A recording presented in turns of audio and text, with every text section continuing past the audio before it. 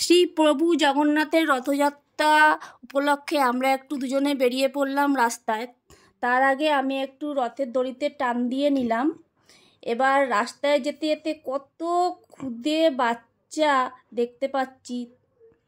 তো এই যে একজন ভদ্র ঠাকুমাই বলতে পারো, তো সে রথের দড়ি টানছে, ভালোই লাগছে। দেখো কত ক্ষুদে বাচ্চারা রথের দড়ি টানছে, বেশ ভালোই লাগছে। বেশ ছোটোবেলার কথা মনে পড়ে যাচ্ছে। ওই দেখো কত বড় একটা রথ যাচ্ছে, বাহ কি সুন্দর। কত ক্ষুদে ক্ষুদে বাচ্চা ছোট ছোট রথ নিয়ে রাস্তায় বেরিয়ে পড়েছে। ছোটোবেলার কথা মনে পড়ে গেল আবার। এখনও যে বাচ্চারা রথ নিয়ে বেরোয়, বেশ ভালোই লাগছে দেখতে। সুন্দর একটা অনুভূতি আমরা দেখতে পাচ্ছি। দেখো কত সুন্দর সুন্দর রথ দেখতে পাচ্ছ, খুব দারুণ লাগছে। এবার চলে এলাম তাদের বাড়িতে, যাদের বাড়িতে ইনভাইট ছিল।